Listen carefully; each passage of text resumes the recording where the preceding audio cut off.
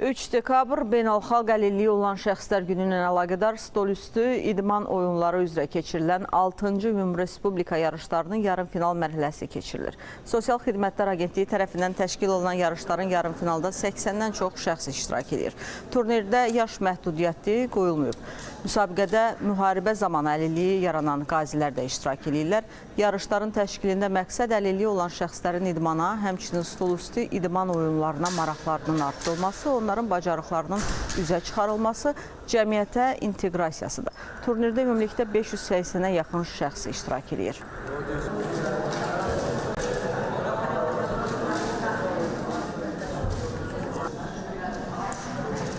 İdman oyunları 5 istiqamət üzrə idmanın dama, şahmat, nərd, stolüstü, tenis və qol gücü nominasiyaları üzrə güclərini sınayacaqlar. Dekabr ayının ikisində müəyyənləşdirilmiş qaliblərin mükafatlandırılması da daxil olmaqla yekun tədbirin keçirilməsi nəzərdə tutulmuşdur.